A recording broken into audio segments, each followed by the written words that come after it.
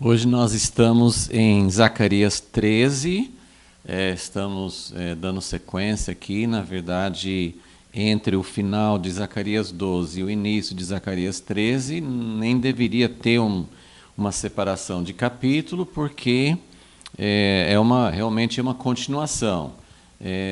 Não tem uma interrupção ou um subtítulo assim, muito claro, mas provavelmente assim, o final de um assunto e o começo de outro seria no versículo 7 de Zacarias 13. Então, nós estamos entrando no capítulo 13 de Zacarias, mas é realmente uma continuação da mesma profecia, da mesma profecia que nós estávamos vendo em Zacarias 12.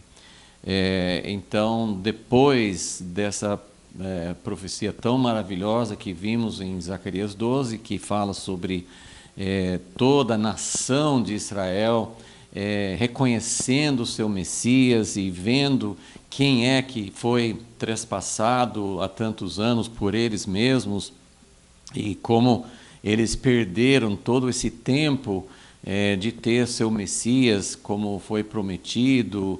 Eles vão chorar, eles vão lamentar. Então tem um aspecto, poderíamos dizer, triste, no sentido que eles estão chorando amargamente, como se chora por um filho unigênito, único filho ou primogênito. Assim, essa dor, essa profunda dor que eles vão sentir por causa de reconhecer quem é o Messias, o que eles fizeram com ele. Não são muitas gerações depois, então não são os judeus de hoje que trespassaram Jesus, mas eles rejeitaram, continuaram rejeitando, continuaram achando que Jesus não era o Messias deles. Então eles vão chorar. Então tem esse tom de melancolia, que a gente pode dizer assim, que é uma tristeza, uma profunda tristeza, mas é algo glorioso, né? Algo que Deus estava esperando, está esperando ainda, e há muito tempo. É a paixão dele, o desejo dele de ter este povo que é a descendência de Abraão, é a descendência de Davi, é a nação das alianças, é a nação que ele tem acompanhado há tantos séculos e que continua sendo a nação que vai ser a primeira de todas a se voltar inteiramente para Deus. Então, é algo muito especial no plano de Deus. Então, na verdade, essa passagem de Zacarias 12, de 10 em diante, não é triste, porque é algo que vai produzir um resultado maravilhoso. E toda a primeira parte do capítulo 12, que fala sobre a guerra, uma guerra é muito triste, vai ter muita morte, vai ter, assim, toda guerra é triste, é trágica, mas essa guerra vai ter um final feliz, porque Jesus vai voltar e vai ser uma libertação muito espetacular, a maior libertação de todos os tempos, maior êxodo, maior libertação, maior manifestação do poder de Deus, e vai ser o acontecimento que vai introduzir a volta de Jesus, o estabelecimento do reino de Deus. Então, tudo isso são a grande tribulação nos últimos dias, o anticristo, a marca da besta, tantas coisas ruins, tantas coisas tristes, mas como Jesus disse em Lucas 21, é hora da gente levantar a nossa cabeça com alegria e com esperança, porque significa que o fim está chegando, a consumação de todas as coisas, e logo vem a solução. Como nós falamos antes, essa guerra vai ser a guerra que vai acabar com todas as guerras, vai ser um êxodo, vai ser uma purificação, vai ser uma manifestação de Deus, e em relação a Israel, vai ser o momento da sua conversão, da sua transformação. Então, dando continuidade a essa mesma assim, tá dentro do mesmo tema, do mesmo evento. Nós vamos começar hoje em Zacarias 13, que fala a respeito de uma fonte que vai ser aberta para purificação. Então, queremos entender também um pouco mais, continuamos tendo perguntas, nós não sabemos exatamente como é que pode estar acontecendo tudo isso junto com a vinda de Jesus. Evidentemente, tem muitas coisas desconhecidas, muitas coisas misteriosas para nós em relação a isso, mas vamos focar naquilo que podemos conhecer, vamos buscar um entendimento sobre essa purificação e o que outros textos da Bíblia podem nos ajudar a entender sobre isso. Vamos orar. Senhor, nós estamos realmente com muita expectativa daquilo que o Senhor vai fazer. Nós vemos tudo isso como algo que vai trazer um final adequado, um final glorioso para a história. A história não vai terminar numa grande derrota, a história não vai terminar com um povo envergonhando o Senhor. Mesmo que o Senhor venha e coloque tudo em ordem, porque o Senhor é capaz de fazer isso, o Senhor poderia ter feito isso já. Mas se o Senhor não fez ainda, é porque o Senhor está esperando algo e o Senhor deseja um final glorioso, um final adequado, um final que vai trazer honra e glória para o Senhor. Então, esse aspecto de purificação também faz parte disso, faz parte do teu plano, e estamos aqui abrindo nosso coração, nossa mente para Ti, para que o Senhor nos mostre e mostrando que nós possamos estar mais preparados, mais prontos a cooperar contigo. Esse é o nosso desejo, é a nossa oração, em nome de Jesus. Amém. Então vamos ler, lembrando então que é uma continuação do final de Zacarias 12, vamos ver, depois que ele fala sobre que Deus vai derramar um espírito de graça, de súplicas, essa revelação. O povo de Israel vai ter o véu removido. Em Isaías fala que tem um véu sobre todos os povos, não é só sobre Israel.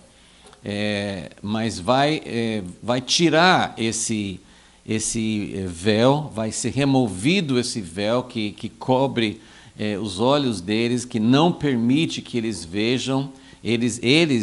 Muitos judeus são seculares, não seguem nada, alguns têm algumas tradições, mas tem os judeus, várias linhas também de judeus ortodoxos, que estudam as escrituras do Primeiro Testamento, e tem tanta coisa como isso que nós estamos lendo aqui, especialmente Isaías 53 e tantos textos no Primeiro Testamento que apontam para Jesus, que apontam para o Messias, mas eles estão com um véu, eles têm um véu que encobre, que não permite que eles vejam. Então, aqui em Zacarias 12, nós vemos como um dia esse véu será removido e realmente eles vão conseguir olhar para esse Jesus que foi crucificado por eles, que deu a vida por todos nós, mas por eles também, que ele veio para o seu povo em primeiro lugar.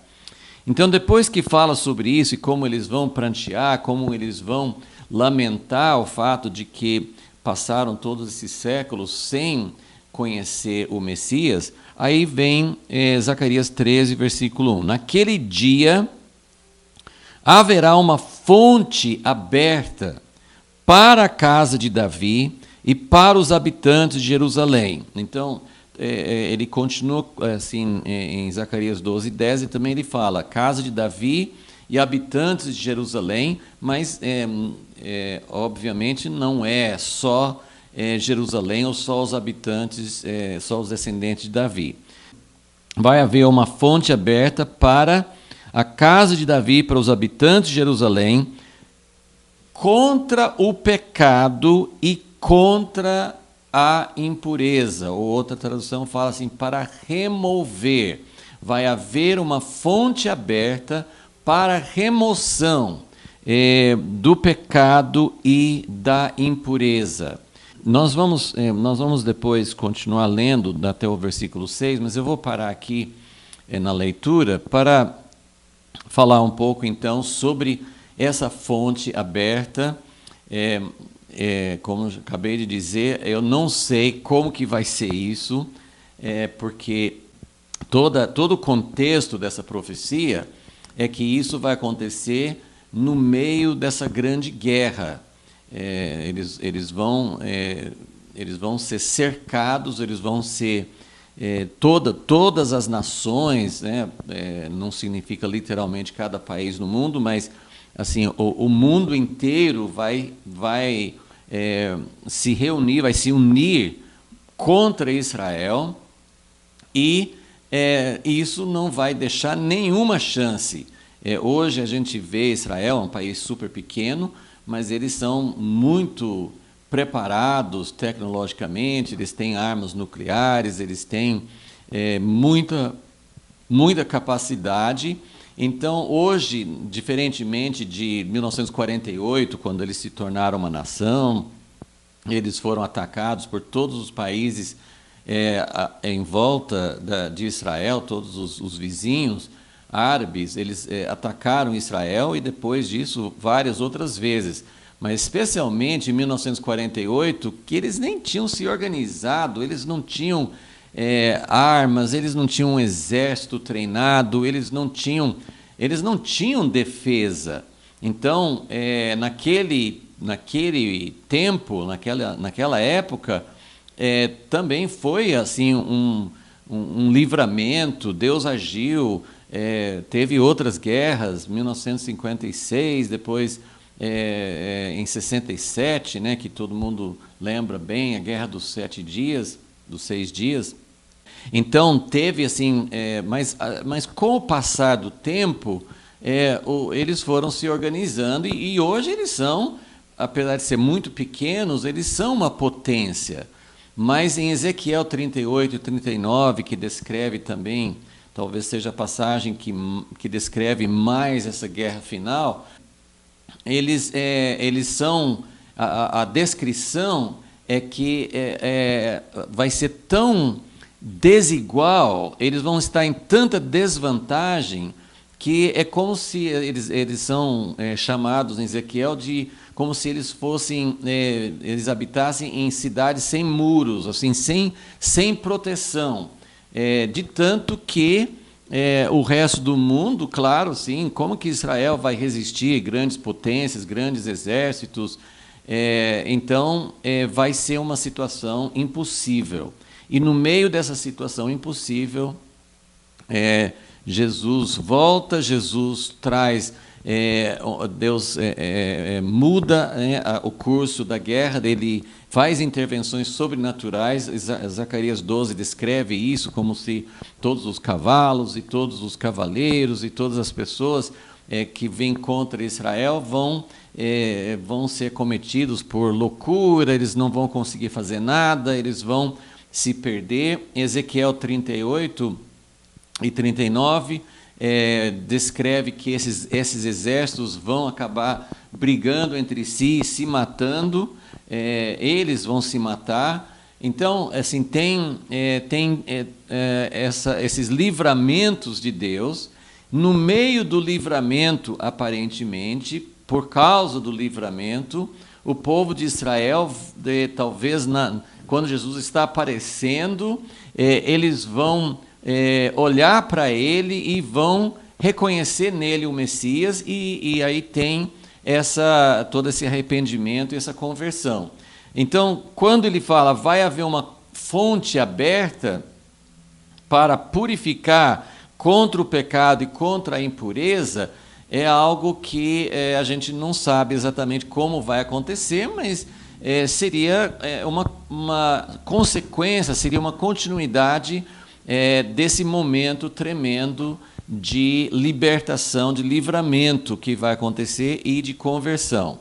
Então, parece que tudo acontece junto, mas do jeito que descreve em Zacarias 13, é difícil a gente conciliar com a imagem, com a ideia, o conceito que nós temos da volta de Jesus.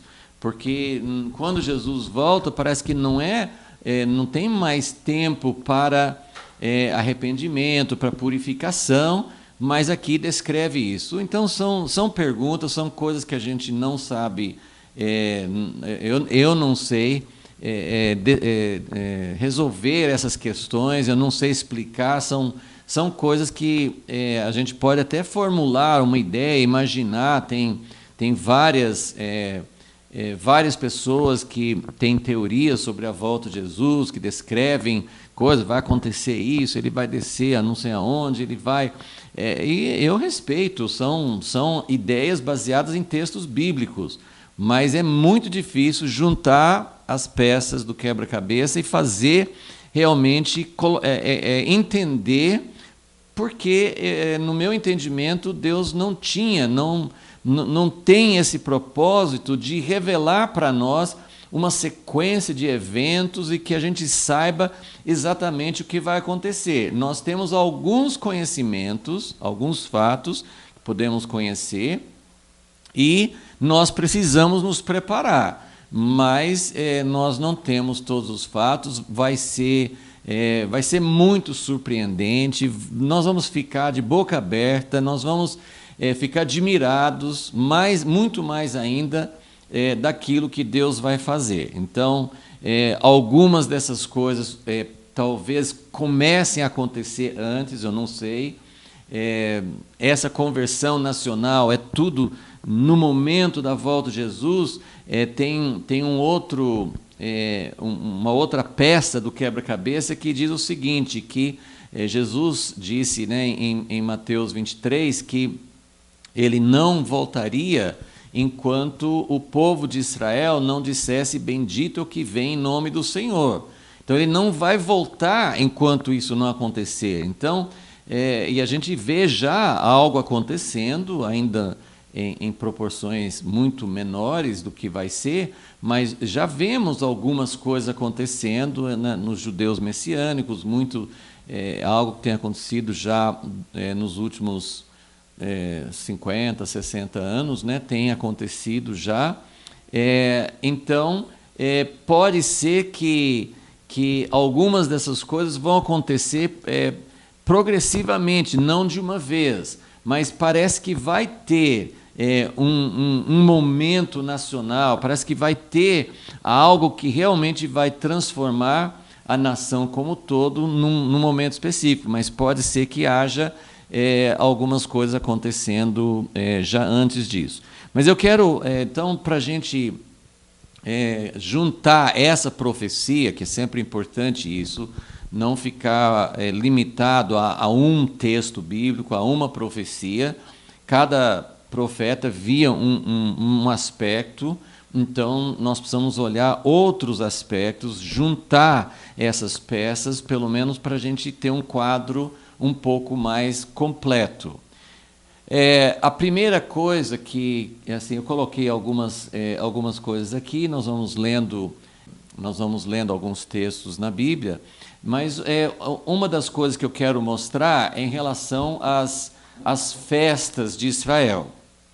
Levítico 23 é um capítulo que relaciona todas as festas em dias determinados, né, que eram festas fixas, eram durante o ano. Eles tinham vários eventos, né? Eles tinham o evento semanal, que era o sábado, mas eles tinham durante o ano, no calendário de Israel, no calendário do ano, Israel tinha festas específicas, e de vez em quando a gente faz menção disso, porque essas 7 festas, agrupadas em 3 épocas do ano, essas 7 festas representam todo o plano de redenção, todo o plano profético daquilo que Deus faria. Então, Israel estava, e ainda está, porque essas festas são observadas em parte pela igreja cristã. A igreja cristã adotou a Páscoa, adotou o dia de Pentecoste, mas a igreja cristã como um todo não dá muita atenção para outras festas, principalmente para as últimas festas. São conhecidas, às vezes são mencionadas, mas não são celebradas assim como a Páscoa principalmente é celebrada, e o dia de Pentecoste também em alguma medida. Mas as festas do final, mais do final do ano, a festa das trombetas, o dia da expiação e a festa dos tabernáculos não são festas observadas tão regularmente, de uma forma tão completa pela igreja cristã. Agora, o povo religioso e até mesmo a nação de Israel são feriados, né? Até os judeus que não são religiosos costumam observar as festas.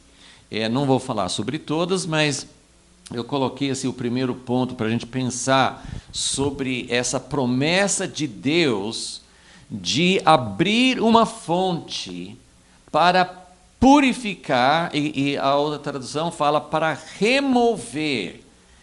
Nós vamos gastar alguns instantes nessa aula para falar sobre o propósito de Deus de remover o pecado, de purificar do pecado. A gente pode pensar, mas a questão do pecado foi o ponto inicial, o assunto da Páscoa, né? A Páscoa é a primeira festa, e envolvia três festas em uma só. Mas essa época da Páscoa, que é a principal festa celebrada pela igreja cristã, é a festa que celebra o Cordeiro que foi morto, o Cordeiro que tira o pecado do mundo. É o início da jornada, é o início da experiência cristã, é você entender quem é o Cordeiro, é você entender que ele morreu para nos libertar, para nos purificar dos pecados, né? Tem aquela cena que sempre lembramos, que é quando no Egito, né, na última praga, que seria a morte dos primogênitos. Então Deus ordenou que cada família colocasse sangue nos portais. Eles tinham que imolar o cordeiro, eles iam comer o cordeiro juntos, mas eles tinham que colocar o sangue visível do lado de fora, no portal, no portal da porta, visivelmente do lado de fora. Por quê? Porque o anjo da morte passaria para matar os primogênitos em cada família, mas vendo o sangue, ele não entraria naquela casa e não mataria o primogênito daquela casa. Então, é o sangue que protege, é o sangue que é o sacrifício por nós. Enfim, tem toda essa, assim, para nós, é a cruz de Cristo, né? Então, por que agora, em relação a Israel, tudo bem, tem que ter uma purificação para eles, porque eles estão conhecendo, eles estão tendo uma experiência de olhar para aquele que foi trespassado e vão se arrepender, vão aceitar o Messias. Mas essa purificação que ele fala aqui, eu vou mostrar em alguns outros textos, é uma purificação diferente da Páscoa. E então, em primeiro lugar, vamos só pontuar essa questão das 7 festas. Então, nós temos 3 festas, todas na época da Páscoa: a Páscoa, a Semana de Pães Asmos, o Dia das Primícias. Então, são 3 festas. Depois, 50 dias, ou 7 semanas, 7 vezes 7, 7 semanas depois da Páscoa, viria o Pentecoste, o dia de Pentecoste, que Pentecoste significa 50.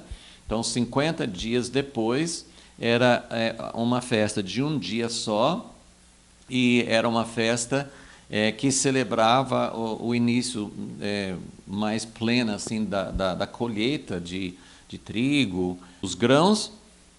E depois, isso seria no terceiro mês, né? Páscoa no primeiro mês, o Pentecoste no terceiro mês, e mais 3 festas no sétimo mês. O dia das trombetas, no primeiro dia do sétimo mês, o dia da expiação e a festa dos tabernáculos. Quando nós falamos tabernáculos, nós pensamos, né, Jesus veio e tabernaculou entre nós, como fala em João capítulo 1, e em Apocalipse 21, quando fala que Deus, a Nova Jerusalém desceu, e é o fim do milênio, é o começo da eternidade, é Deus vindo para habitar para sempre conosco, também usa essa mesma expressão de Deus veio para fazer seu tabernáculo, sua habitação entre nós. Então, a festa dos tabernáculos representa Deus habitando com o homem, que é a consumação do propósito de Deus, é o final de todas as coisas. Mas a última festa, então, a penúltima festa, a última festa antes da festa dos tabernáculos, né? A sexta festa, né? Tabernáculos é a sétima, última festa. A sexta festa, o sexto dia sagrado, é chamado Dia da Expiação. Até hoje, a nação de Israel, o povo de Israel, seculares, religiosos, todo mundo, é a festa é o dia mais sagrado do ano para o povo de Israel. É interessante, eu já pensei muitas vezes, por que será que não é a Páscoa? Porque é o maior evento da história do povo de Israel, foi quando Deus os tirou da terra do Egito, os livrou da escravidão, as 10 pragas, a manifestação de Deus. A Páscoa é uma festa grande, é uma festa importante para todos os judeus na nação de Israel. Mas o dia da expiação é o dia principal, é o dia sagrado principal do ano para o povo de Israel. Eles têm o dia das trombetas, que na verdade é o ano novo para eles. Tem as outras festas, mas nenhuma é tão importante, tão celebrada, tão guardada como o dia santo, como o dia da expiação. Então, vamos só... nós não é o objetivo, né, agora ficar falando sobre essa festa, só queria contrastar, e nós vamos ler em Levítico 16, para a gente pegar só uma ideia aqui da importância desse dia e o aspecto, tem vários contrastes, né, mas o contraste entre Páscoa e o dia da expiação. As duas festas, todas as festas têm sacrifício de animais e tal, mas assim, que o tema é pecado, o tema é o sangue que purifica, né? Tá nas duas festas.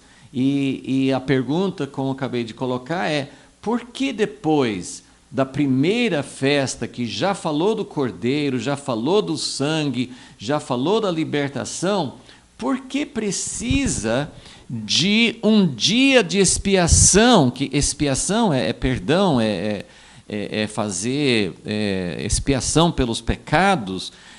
Por que precisa dessa festa, sendo que já teve a Páscoa? Por que tratar do pecado novamente? Por que ter esse dia tão sagrado, tão separado? Para vocês terem uma ideia, era o único dia no ano, né, tão importante essa data, que era o único dia no ano que o sumo sacerdote entrava no Santo dos Santos, para realmente estar frente a frente com Deus. Então, era realmente uma data super importante. Por que isso? Então, vamos ver o que ele fala em Levítico 16. Todo o capítulo 16 fala sobre as coisas que eles faziam.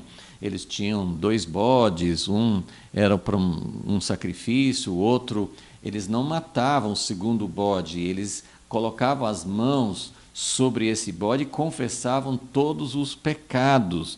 Isso está no versículo 21, né, que eles colocarão ambas as mãos sobre a cabeça do bode vivo e sobre ele confessará todas as iniquidades dos filhos de Israel, todas as suas rebeldias, segundo todos os seus pecados, fazendo-os assim cair sobre a cabeça do bode, e os enviará ao deserto. Então, o bode, ele recebia uma carga terrível, né, de todos os pecados da nação inteira, e o bode levaria sobre si as suas iniquidades, mas ele não era morto, eles levavam para longe, e ele tinha que levar esses pecados embora.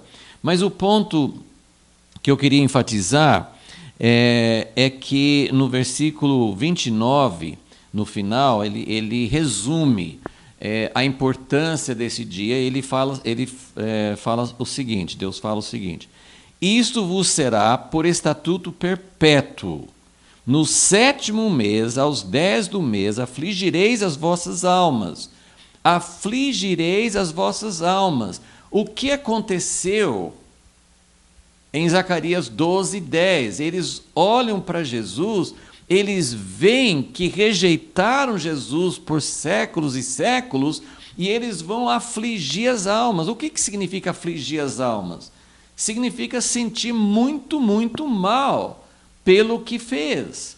É um arrependimento profundo.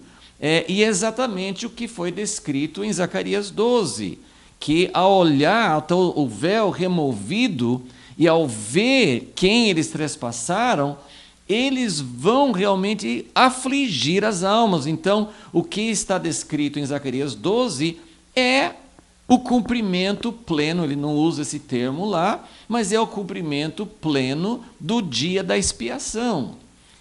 Porque é algo muito mais profundo, é uma etapa adiante. A Páscoa, então eu coloquei aqui, no segundo ponto, aqui nessa folha, que a Páscoa representa perdão, a Páscoa representa redenção, porque pelo Cordeiro, e foi isso que Deus fez através do seu Filho, ele deu o Cordeiro para redimir. O que quer dizer redimir? Comprar de volta. É para comprar, e isso que nós temos tantas vezes escrito. João Batista anunciou, olhou para Jesus e falou com os seus discípulos: eis o Cordeiro de Deus que tira os pecados do mundo. Mas isso começa na Páscoa. Então a Páscoa é perdão, é redenção, mas é o início do processo. Quando nós aceitamos a morte de Jesus em nosso lugar, nós somos perdoados, nós somos redimidos, mas todos nós temos uma experiência prática que nos diz: o pecado não sumiu da nossa vida. E, infelizmente, uma grande parte da cristandade, das igrejas cristãs, do povo que se chama cristão, tem uma ideia assim de que, pela morte de Jesus, nós somos perdoados e que nós devemos viver uma vida cristã. Tem aspectos, né, que nós entendemos que devemos fazer para viver uma vida cristã. Algumas igrejas têm, algumas pessoas, né, têm uma ideia mais completa, outra menos completa, mas nós entendemos que a Páscoa, o sentido da Páscoa é para nos perdoar. E isso é maravilhoso, isso é tremendo. Mas nós precisamos entender que isso não completou. Não que a morte de Jesus não foi suficiente, mas a experiência da Páscoa, a experiência do Cordeiro na Páscoa, não é uma experiência final, é uma experiência inicial.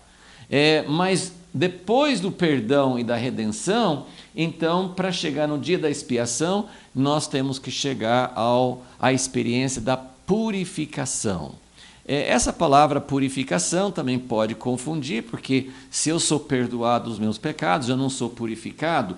Mas só para para entender a diferença, o que nós estamos dizendo é a diferença entre ter os seus pecados perdoados, que é uma experiência tremenda, saber que toda a sua culpa foi removida. É como na política está assim, bastante em evidência, não só no Brasil, mas nos Estados Unidos também, assim, existe algo que é chamado perdão presidencial. O presidente tem um direito, ele tem uma faculdade de perdoar alguém. Então, aquele que cometeu alguma coisa, ou está preso, ou que pode ser preso no futuro, ele recebe um perdão. Mas isso não transforma, como nós bem sabemos, isso não transforma aquele indivíduo numa pessoa íntegra. A pessoa recebe um perdão, ou seja, o juiz não pode acusá-lo de nada, o promotor, ele não pode ser preso, ele foi perdoado daquela ofensa, mas isso não transforma aquele indivíduo numa pessoa íntegra, uma pessoa de bom caráter, uma pessoa que não vai continuar cometendo ofensas. E isso, eu dei esse exemplo, mas na verdade é isso que acontece conosco, como cristãos. Nós somos perdoados, nós não teremos mais que pagar a pena, cumprir a pena dos nossos pecados, mas isso não nos transforma em pessoas puras. Então, o dia da expiação, vamos terminar de ler aqui, né? Levítico 16, 29, onde nós estamos. Então, no 7º mês, vocês vão afligir as suas almas, nenhuma obra fareis. Versículo 30, porque nesse dia far-se-á expiação por vós, para seres purificados. Então, não é só perdoado, é purificado. Nós vamos ver em outros textos o que é essa purificação. Diante do Senhor sereis purificados de todos os vossos pecados. Será sábado de descanso, afligireis as vossas almas. Versículo 33, o sumo sacerdote fará expiação pelo santíssimo lugar, pela tenda, pelos sacerdotes, por todo o povo da congregação. Isto vos será por estatuto perpétuo para fazer expiação pelos filhos de Israel de todos os seus pecados, uma vez por ano. Então, como nós sabemos, naquela aliança era uma purificação, mas também as pessoas não ficavam puras, incapazes de pecar mais. Eles tinham que repetir isso todos os anos. E agora nós estamos vendo que Deus está prometendo uma purificação permanente, algo que é muito mais do que apenas o perdão ou até uma purificação até aquele momento, ok? Então agora eu quero ler algumas profecias para entendermos assim que Deus tem esse propósito, ok? No próprio livro de Zacarias, nós já estudamos, né, no capítulo 3, tem só um versículo que é muito forte, naquela visão que Zacarias recebeu, que ele viu o sumo sacerdote com roupas sujas e tal. Então, em Zacarias 3, versículo 9, ele fala sobre uma pedra, vede a pedra que pus diante de Josué, sobre esta pedra única estão 7 olhos, eu esculpirei a sua escultura, diz o Senhor dos Exércitos. E agora a última parte, a última frase do versículo 9, Zacarias 3, 9. Tirarei a iniquidade desta terra num só dia. Tirarei a iniquidade desta terra num só dia.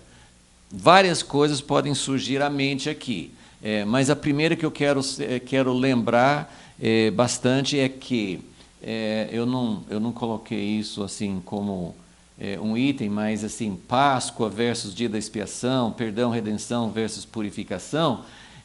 Nós poderíamos também colocar, se vocês quiserem acrescentar, a questão individual, apesar que sim, a Páscoa foi a redenção de toda a nação, mas o Cordeiro era celebrado por família. Então era algo voltado. Toda a nação estava participando disso, mas era algo mais voltado para o individual. E na nossa experiência cristã, na nossa vida com Deus, a experiência da Páscoa é uma coisa mais individual. Eu reconheço o Cordeiro de Deus, eu recebo o perdão dos meus pecados. Cada pessoa da família teria que participar do Cordeiro, era algo mais individualizado. Na nação de Israel, Deus sempre tinha um propósito coletivo, ele estava em busca de uma nação. Mas aqui em Zacarias, e a ideia que eu acabei de ler em Levítico 16, é que o dia da expiação é uma purificação nacional, de toda a nação, de todo o povo. Então, enquanto a Páscoa é uma experiência que pode ser mais individualizada, é uma coisa assim de cada pessoa ter uma visão do Cordeiro e receber o perdão, agora nós estamos falando sobre algo que vai nos afetar, que precisa nos afetar individualmente, mas que é uma experiência coletiva. É uma assembleia solene, como Joel conclama. Venham todos, desde líderes até noivos, crianças que amamentam, mães, todas as pessoas precisam fazer parte, porque é uma assembleia de toda a nação, de todo aquele povo. Então, e o resultado é uma purificação, o que ele está falando em Zacarias 3:9, assim, eu vou tirar, Deus está falando, a iniquidade da terra. Então, é algo que envolve todo mundo que está ali, não é uma experiência individual. E então, vamos ver, vamos conferir também, eu vou ler assim, alguns textos sem parar muito em cada uma delas, eu só quero confirmar com outros textos proféticos o quanto que Deus promete para seu povo que algo precisaria acontecer, para completar o seu plano. Eu vou ler o que está escrito aqui, porque isso vai nos dar assim, um pouco de base, aí nós vamos ler as escrituras que vão confirmar essas coisas. Em Ezequiel, nós vamos ler daqui a pouquinho, Ezequiel 36, Ezequiel está profetizando o que vai acontecer depois do cativeiro. Ezequiel estava no cativeiro, ele profetizou nessa época tão escura da história do povo, ele estava no cativeiro e ele profetiza a respeito da restauração. Ele fala assim, que Deus falou com ele que ele iria reunir o povo espalhado de todas as partes, trazer de volta e ia colocar água pura sobre eles e purificá-los. E aí ele fala da nova aliança, de tirar o coração de pedra e colocar um coração de carne. Então, mas ele fala que para ter esse final, lembra que os profetas, eles muitas vezes tinham lacunas nas suas profecias, não falavam de todos os aspectos que aconteceriam antes, mas o final que Deus mostrava para os profetas sempre era: eu vou restaurar vocês como povo de Israel, vou trazer vocês de volta para a sua terra e vou fazer uma nova aliança com vocês, vocês não vão mais ser infiéis, e eu vou habitar. Nem todas as profecias falavam de todos esses aspectos, mas juntando, o que nós entendemos é que a restauração, eles tinham que voltar para a terra, eles seriam purificados, não só Páscoa, mas o dia da expiação. Então seria uma experiência coletiva, seria uma experiência permanente. Vários profetas falam assim: vocês nunca mais vão se desviar de mim, vocês nunca mais vão ser infiéis, vocês vão viver na santidade, vocês vão guardar a lei, vocês vão ser puros. Então, é muito importante entender que, para que Deus pudesse vir e cumprir suas promessas e habitar no meio deles e estabelecer o seu reino, ter paz e justiça, todas as coisas que nós esperamos para a segunda vinda, que os profetas falaram com o povo de Israel: olha, no fim vai ser glorioso, vocês vão ser restaurados, vai ter um reino. Às vezes eles ficavam muito apegados nessas coisas assim: vai ter um rei, vai ter glória, vai ter riqueza, vai ter prosperidade, vai ter paz. Mas espera aí, antes de ter todas essas esse regime, esse ambiente, esse reino glorioso de vida, de paz, de prosperidade, ele falou: vou trazer vocês de volta e vou estabelecer uma nova aliança, mas para estabelecer essa nova aliança eu vou purificar vocês. Vocês vão ser purificados. E é isso que está falando em Zacarias 3, é isso que está falando em Zacarias 13, que ele vai purificar e vai remover, vai resolver o problema do pecado. Mas espera aí, na cruz de Jesus foi resolvido o problema do pecado. Mas nós fomos perdoados, nós fomos libertos do Egito, mas como aconteceu na história do povo de Israel, como aconteceu na história da igreja, essa experiência da Páscoa não nos protege de desvios, não nos protege de voltar a pecar, não nos protege de ir atrás de outros deuses, da idolatria. Tudo isso continuou em Israel depois da Páscoa, depois da libertação do Egito, e continua na igreja. Toda a história da igreja, infelizmente, é uma história de pessoas que foram resgatadas, foram redimidas. Algumas pessoas e algumas igrejas avançaram mais, mas, de maneira geral, a igreja padece dos mesmos problemas da nação, que a nação de Israel padeceu, que é de um coração ainda não constante, de não ter verdadeira fidelidade, de sermos suscetíveis à idolatria, a ir atrás de outros deuses, a não ter uma fidelidade de coração para nosso Deus. E como que Deus vai enviar seu Filho para voltar? Nós vamos ter a volta de Jesus, Jesus vai reinar, vai matar todos os inimigos, vai estabelecer seu trono, mas como que fica? Como que é esse povo que Deus quer habitar no meio deles, a noiva com quem ele vai casar? Então queremos só confirmar bem claro, tem muitos textos, mas eu vou ler uma pequena amostra. Mas antes de ler, eu queria que vocês observassem. Número 3 aqui. Essa purificação, Zacarias, nós acabamos de ler em Zacarias 3. Ele falou assim: eu vou purificar. Então nós podemos dizer assim, é uma obra soberana de Deus. Nós vamos ler em Ezequiel 36. Eu vou aspergir água pura sobre vocês. Eu vou fazer. Mas aí a gente vem a pergunta: mas Deus, por que o Senhor não fez isso há muito tempo? Se é uma obra soberana, se isso depende de Deus, isso não é uma coisa, por mais que a gente observe o dia da expiação, os judeus até hoje observam esse dia, mas eles não entendem.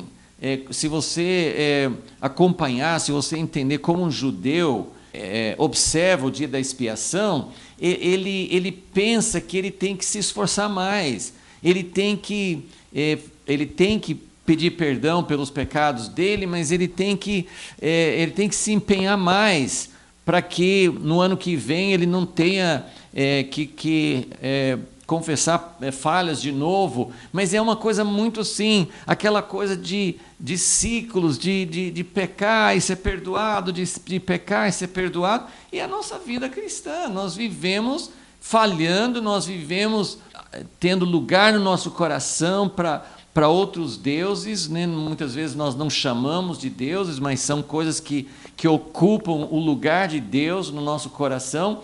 Então, aquele ciclo interminável, que Hebreus fala assim, a nova aliança é para acabar com esse ciclo, é para ser uma purificação de uma vez por todas. Mas o dia da expiação não veio ainda, nós ainda não passamos na prática por uma verdadeira purificação. Nós ainda estamos vivendo esse ciclo constante de pecar e pedir perdão, de pecar e pedir perdão. E nós precisamos entender com muita clareza que o propósito de Deus é muito além do perdão. É maravilhoso ser perdoado por Deus. É maravilhoso ter a experiência da Páscoa. É maravilhoso saber que Jesus é o Cordeiro que tira o pecado do mundo. Mas Deus deseja, para completar, para consumar a obra da cruz. Jesus não vai morrer de novo, o que ele fez é de uma vez por todas. Mas o dia da expiação é uma expiação coletiva, não é só eu alcançando. Algumas pessoas alcançaram uma vida mais purificada com Deus, não também pelo seu empenho de esforço natural, mas por desejar, por querer estar mais perto de Deus. Pessoas individuais têm vivido uma vida de mais ou menos, né, alguns mais, outros menos, de vitória sobre o pecado, mas estamos falando sobre algo que vai além desse ciclo e que é coletivo, né? Não é uma experiência individual. Então, é uma obra soberana de Deus, Porém, tem um mas aqui, mas vem somente depois de tratamento severo. Quando é que Deus purificaria o povo de Israel? Em todas as profecias. Depois do cativeiro. Então, nunca Deus prometeu que eles teriam...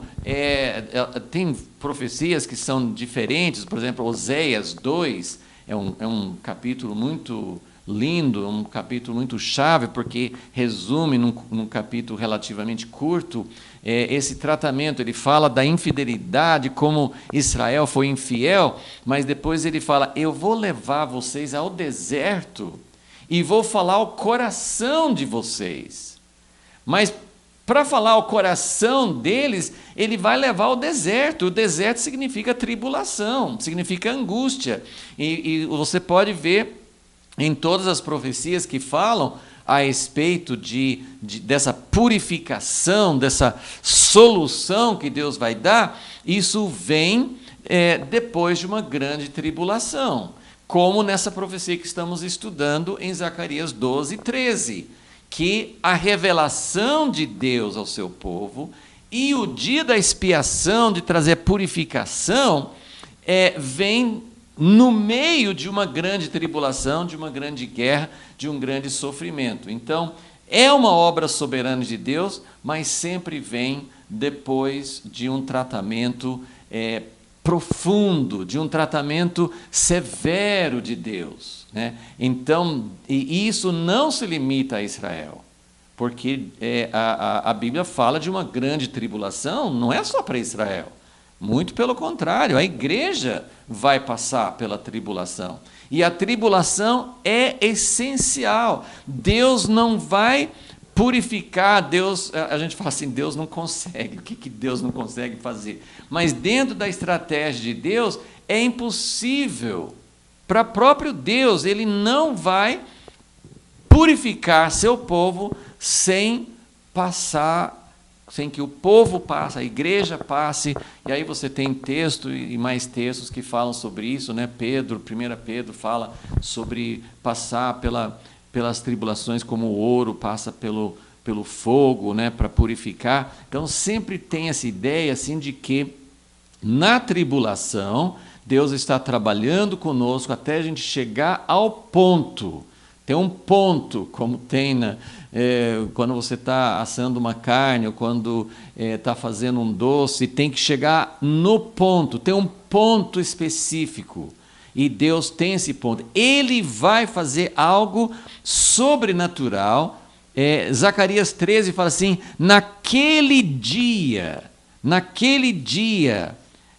haverá uma fonte aberta. Então, naquele dia, depois de tudo que ele falou que vai acontecer naquele dia, lembrando que o dia não é de 24 horas, mas é um período, é um momento histórico, né? Vai ter, não sei quanto tempo está incluído naquele dia, mas naquele dia vai haver uma fonte aberta. É Deus que abre a fonte. A fonte aberta é o mesmo sacrifício, não é um novo acontecimento, é o que Jesus já fez, é o sacrifício, é o sangue dele, é o que ele fez por nós, por toda a nação, por todos nós, mas é algo que vai ser efetivado, vai ser realmente algo vai acontecer nesse dia da expiação que vai preparar para a festa dos tabernáculos, né? Então, é uma obra soberana de Deus, mas vem somente depois de um tratamento sério, né? E depois nós vamos falar sobre essa fonte. Mas agora vamos só ler alguns textos, que vamos ler esse de Ezequiel 36, eu já mencionei, mas vamos só dar uma olhada rápida em Ezequiel 36. Ele fala assim, versículo 24. Só assim, todo o texto aqui fala sobre a nova aliança, mas eu só quero mostrar o que ele está dizendo e quando ele diz que vai acontecer isso. Ezequiel 36, 24. Eu vos tirarei dentre as nações. Então, essa é uma promessa de Deus, que ele vai juntar. Isso é válido para a nação de Israel, para o povo judeu, e também válido para o que Deus vai fazer na igreja, que ele vai, não geograficamente, mas ele vai reunir aqueles que realmente, que ele chamou, que ele deseja, as pessoas que estão fora das igrejas, as pessoas que estão espalhadas, pessoas que se desviaram. Ele vai chamar os que são dele, ele conhece, ele sabe quem é dele, e ele vai ajuntar de todas as nações, vos congregarei de todos os países, e vos trarei para a vossa terra. Ele vai nos trazer de volta, assim, né, o povo judeu para a sua terra, mas ele vai trazer também os que pertencem a ele, de todos os lugares de estar longe de Deus, e vai trazer de volta para a terra, para o lugar da nossa herança, espiritualmente também. E aí ele fala, versículo 25, então espargirei água pura sobre vós e ficareis purificados. A água, muitas vezes, simboliza a palavra. Mas ele vai restaurar uma palavra, ele vai trazer, vai ser uma ação soberana de Deus. E ficareis purificados de todas as vossas imundícias, e de todos os vossos ídolos vos purificarei. Então precisamos entender que isso é muito mais do que perdão. Ele não está dizendo, eu esqueço, eu não vou lembrar dos seus pecados. Ele falou assim, eu vou fazer vocês ficarem limpos, eu vou purificar. Então, esse aspecto é muito, muito importante para a gente entender. Vamos ler num profeta pouco conhecido, que é chamado Sofonias, um pouquinho antes de Zacarias. Sofonias tem uma profecia muito importante também, sempre lembrando que o que eu estou querendo mostrar é que Deus está prometendo Deus prometeu realizar essa obra de purificação. Vai acontecer só na última hora, na hora que Jesus vem? Em relação a Israel, pode ser que sim, mas como eu disse, esse processo ele começa muito antes.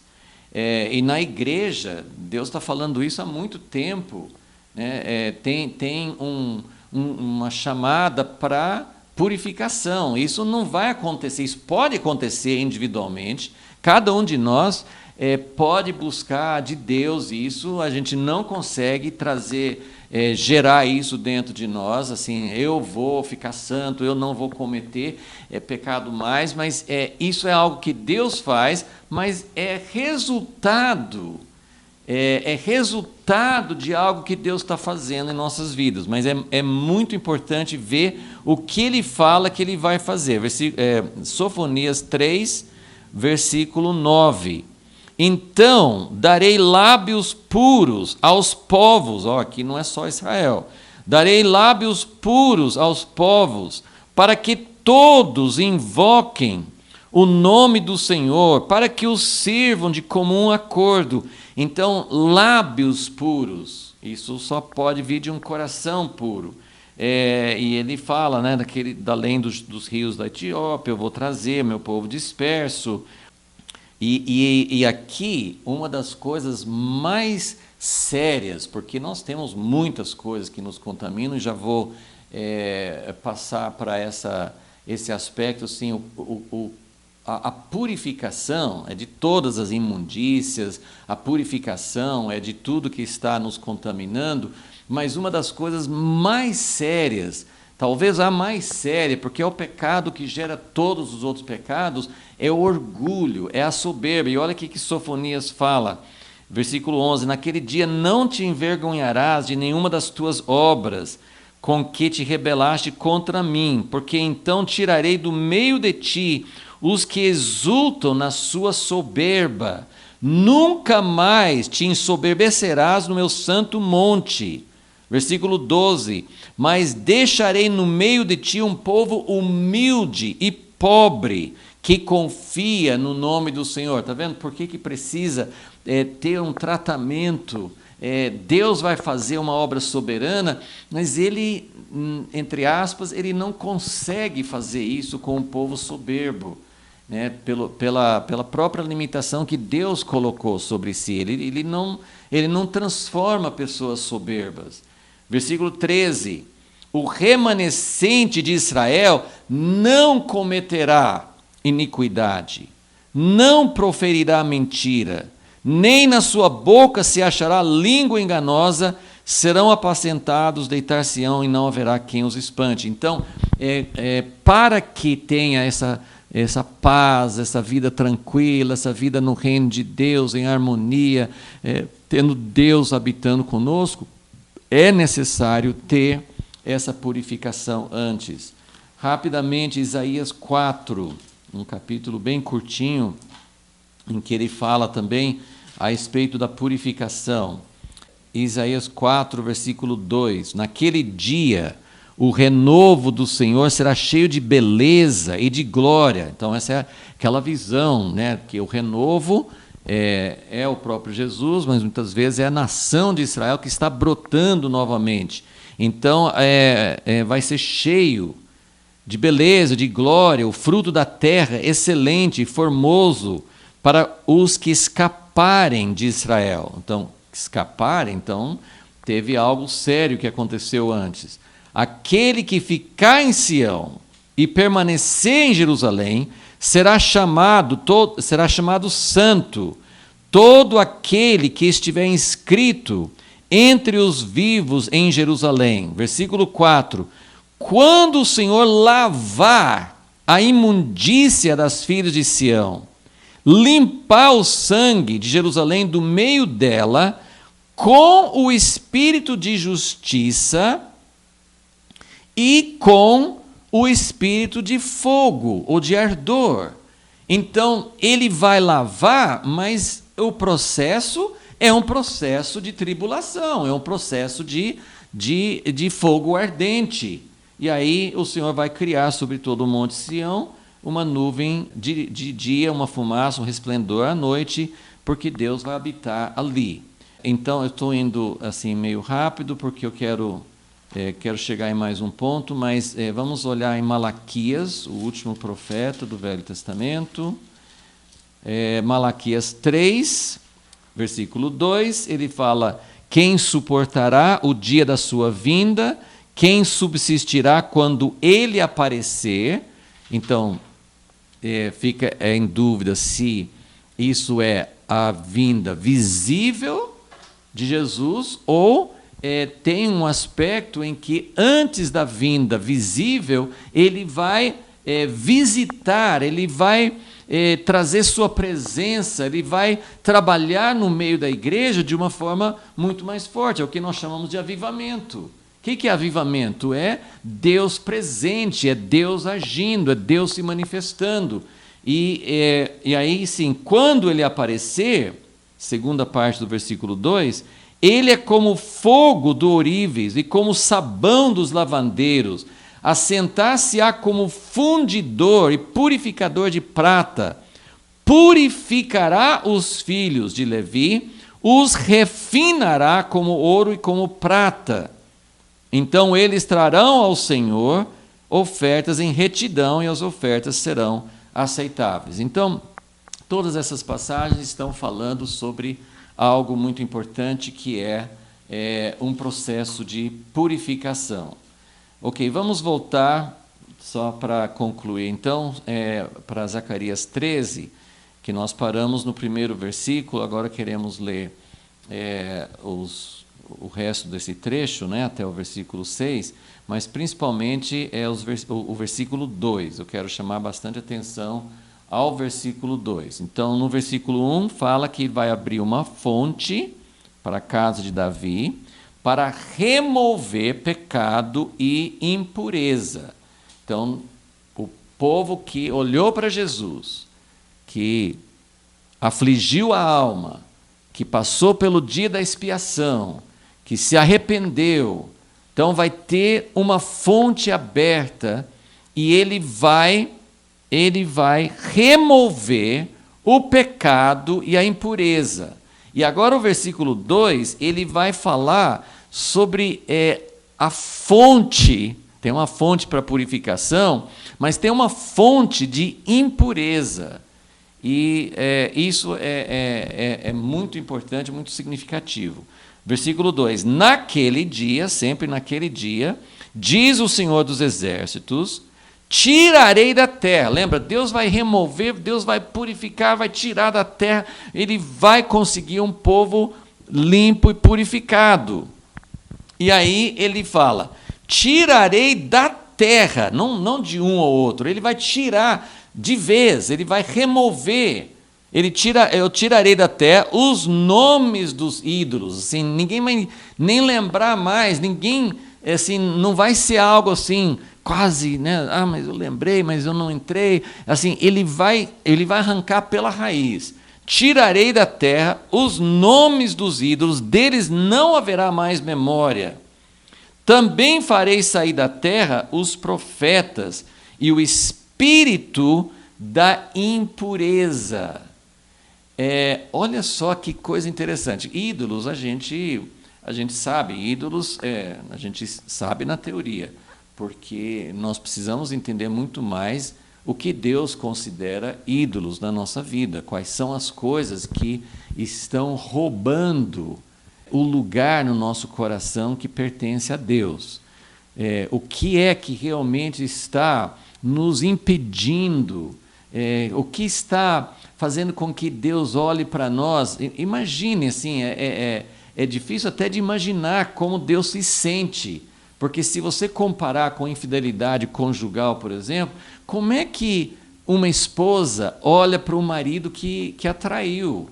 Assim, não é uma coisa assim, bom, você tem que parar com isso, você tem que melhorar. Gente, a infidelidade é uma coisa terrível. As pessoas, nós, humanos, nós não conseguimos aceitar, nós não conseguimos conviver com infidelidade. E Deus está olhando para a gente todos os dias, às vezes não é um ato de adultério, espiritualmente falando, não é assim, eu abandonei Deus e fui atrás de um outro Deus, mas é como se dentro de um relacionamento conjugal eu estivesse assim, alimentando uma afeição por uma outra pessoa que não é minha esposa ou não é meu marido. Eu estou alimentando, não é um ato, eu não cheguei a consumar, mas eu estou sendo infiel no meu coração. Então Deus está falando sobre idolatria, isso é muito sério. Mas ele fala também, tem uma outra coisa que afeta e é relacionado.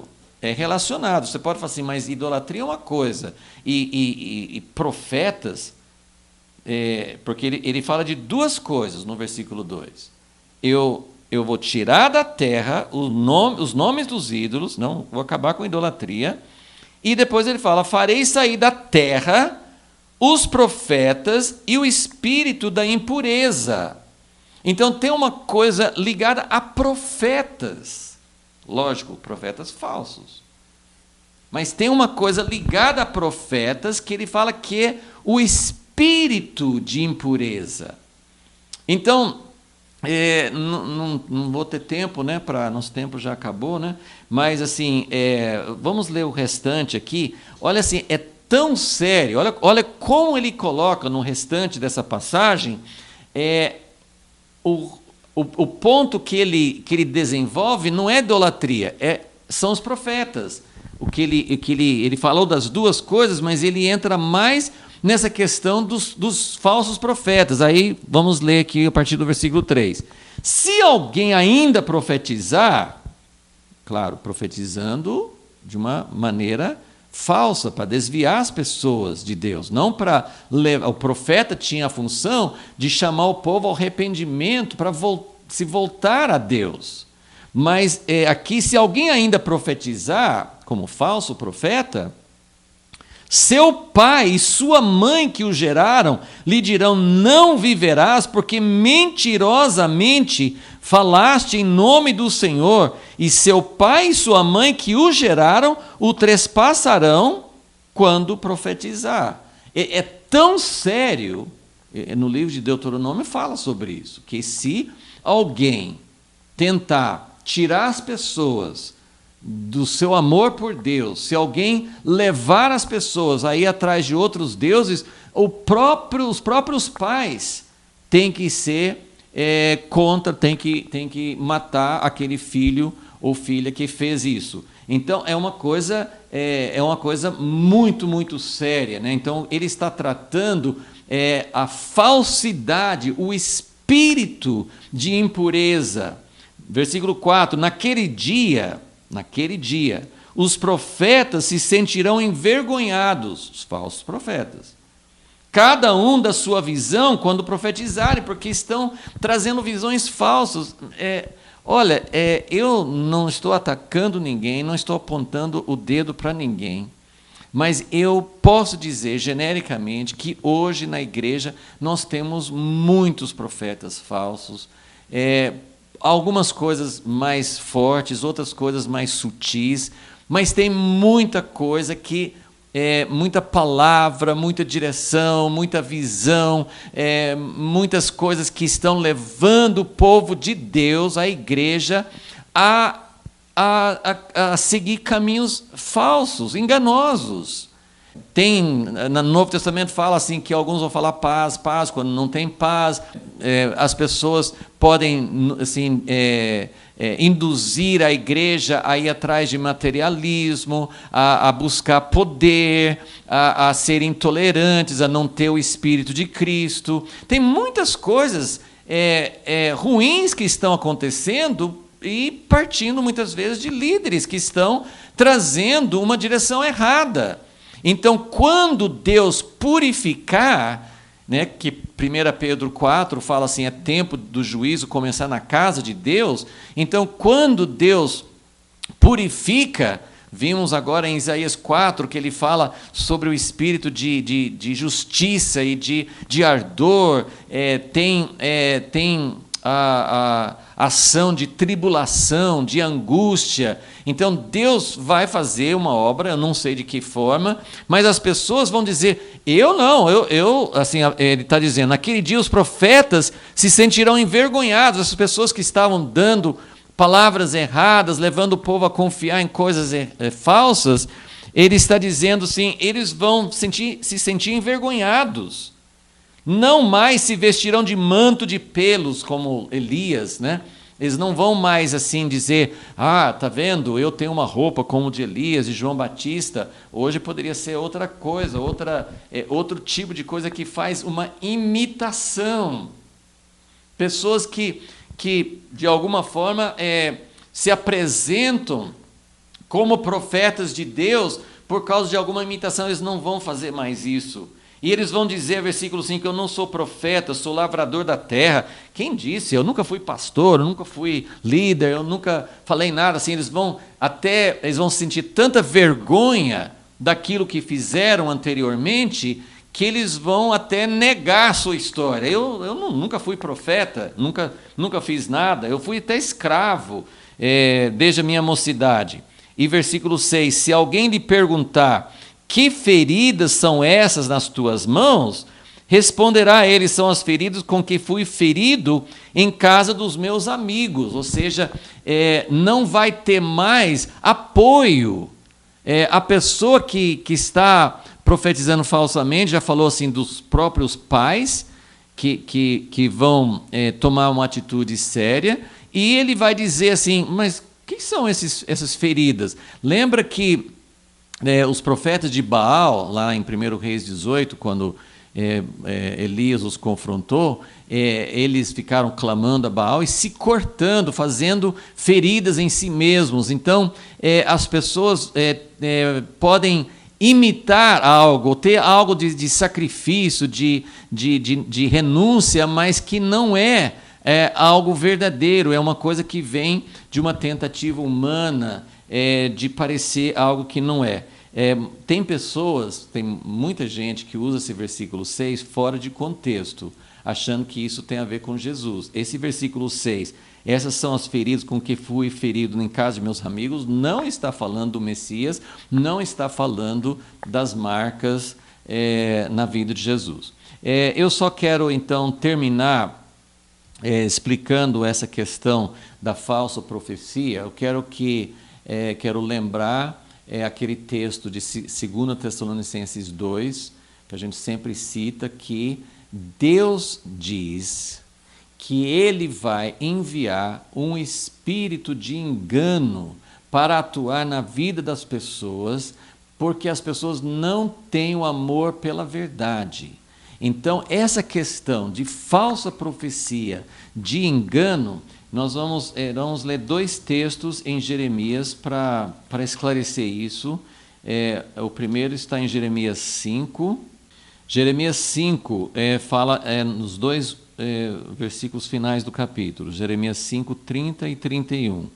Coisa espantosa e horrenda se anda fazendo na terra. Os profetas profetizam falsamente, e os sacerdotes dominam de mãos dadas com eles. E o meu povo gosta disso, ama isso. Mas o que fareis quando chegar ao fim? Então aqui está falando a respeito desse fenômeno, é disso que Deus precisa, nós precisamos ser purificados. O dia da expiação é para purificar a igreja, não é só de profetas falsos, porque está dizendo, meu povo gosta. Por que tem profetas falsos? Porque o povo ama isso. Então, a responsabilidade é nossa, é de todos nós. Jeremias 23, ele fala também muito forte sobre isso. Jeremias 23, versículo 13. Entre os profetas de Samaria vi loucura, profetizavam da parte de Baal e faziam errar o meu povo Israel. Então, eram profetas que estavam levando para a idolatria. Se você entende que idolatria é tudo aquilo que tira o nosso coração de um amor profundo e verdadeiro por Deus, de amá-lo sobre todas as coisas, de dar nossa vida por Ele, de ser transformados à imagem dEle, então nós estamos ligando idolatria com profetas falsos. Eu estou falando profeta, é o termo usado aqui, mas pode ser qualquer líder, qualquer influenciador, que hoje é um termo muito na moda, né? As pessoas que influenciam, né? Tem tantas pessoas nas redes sociais, no YouTube, falando coisas, e né, pessoas têm centenas de milhares, às vezes milhões de seguidores, e às vezes são pessoas que estão conduzindo para um erro. Então, Jeremias já falou no capítulo 5, é uma coisa horrenda que está acontecendo. Os profetas profetizam falsamente e os sacerdotes estão usando isso para dominar. Então, isso é algo terrível. E aí ele fala assim, aqui é Jeremias 23, 13, agora 14, entre os profetas, ele falou de Samaria, agora entre os profetas de Jerusalém, vi uma coisa horrenda. Cometem adultérios, andam com falsidade, fortalecem as mãos dos malfeitores para que não se convertam da sua maldade. Então, os líderes estão impedindo as pessoas até de se arrependerem. Tem se tornado para mim como Sodoma e os moradores dela como Gomorra. E aí ele continua falando assim, mas esse é o ponto principal. Os profetas que Deus fala assim que ele vai purificar, ele vai tirar, e essa descrição que ele tem, né, nos versículos que acabamos de ler em Zacarias 13, vai trazer, por isso que eu falo assim, não é uma coisa instantânea isso.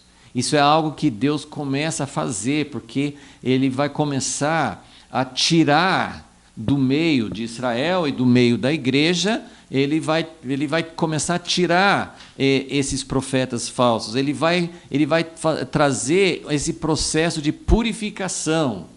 E quando você olha, não tenho tempo para ler agora, mas no Novo Testamento, Efésios 5, 25, 26, 27, fala de uma noiva gloriosa, sem mancha. É uma noiva purificada, é uma noiva que foi lavada, não só perdoada, mas que foi purificada. Não é uma questão assim, as pessoas nunca mais vão cometer nenhum pecado. Isso é uma questão de idolatria, isso é uma questão do coração, isso é uma questão de soberba, isso é uma questão do espírito de engano. Então Deus está prometendo que Ele vai purificar, Ele vai tirar. E esse é o desejo de Deus, né? Sempre o desejo de Deus é de trazer a purificação, de trazer assim, algo que vai nos preparar, né? Então, a fonte de contaminação é a idolatria e os falsos profetas, porque, na verdade, os falsos profetas são aqueles que não levam o povo ao arrependimento, mas que levam o povo a confiar, até andar mais em caminhos que nos desviam, que desviam o nosso coração da nossa devoção verdadeira por Deus. E quando nós não amamos a verdade, Deus permite que o espírito de engano atue, mas Deus está falando sim, o requisito para a habitação de Deus em nosso meio é que nós sejamos purificados. Então, essa é a palavra de Deus para Zacarias, que como consequência do dia da expiação, Deus vai abrir uma fonte, Deus vai fazer uma obra sobrenatural, mas uma obra sobrenatural dentro de um contexto de tratamento. Ele vai preparar o nosso coração, ele vai agir coletivamente, ele vai nos conduzir a uma posição onde ele vai poder, de fato, nos purificar. E o dia da expiação será uma preparação e será a própria vinda de Jesus. Como tudo isso aí vai acontecer, o que vai acontecer antes, como que essas coisas vão consumar na vinda de Jesus. Tem muitas coisas, assim, na prática a gente não sabe como vai acontecer, mas vamos terminar lembrando de 1 João 3, que ele fala, vamos ler esse texto em 1 João 3, versículo 1 e 2, que ele fala, de 1 a 3, né? Vede quão grande amor nos concedeu o Pai que fôssemos chamados filhos de Deus. E somos mesmo seus filhos. O mundo não nos conhece porque não o conheceu. Versículo 2. Amados, agora somos filhos de Deus. O que é isso? Nós somos filhos perdoados. Nós passamos pela Páscoa. Nós nascemos de novo. Nós somos criancinhas. Nós aprendemos que o Pai nos concedeu esse grande amor e nos deu perdão. Mas aí ele fala, ainda não se manifestou o que havemos de ser. Se nós somos filhos de Deus, o que mais que nós vamos ser? Mas sabemos que quando ele se manifestar, seremos semelhantes a ele, porque assim como é, o veremos. Que é a experiência que Zacarias está descrevendo. O povo de Israel vai ver o Messias como ele realmente é. E o nosso grande desejo é também ver Jesus como ele realmente é. E quando nós virmos Jesus como ele realmente é, nós seremos transformados, o nosso corpo será transformado. Mas aí, versículo 3, ele fala, então tem uma transformação que acontece ao ver Jesus. Mas aí ele fala, versículo 3, todo que nele tem essa esperança faz o quê? Purifica-se a si mesmo, como também ele é puro. Então, essa é a nossa busca. Isso não é uma obra humana de santificação, de tentativas, de jejuns e de renúncias, e tentativas nossas de, por nós mesmos, nos tornarmos puros. Mas todo que tem esperança de ver Jesus na sua pureza, nós queremos ser puros como ele é puro, e quanto mais, segundo Coríntios 3 também fala sobre isso, quanto mais nós contemplarmos, mesmo agora que a gente não vê ainda Jesus como ele é plenamente, mas todo aquele que olha para Jesus mesmo agora vai ser transformado de glória em glória.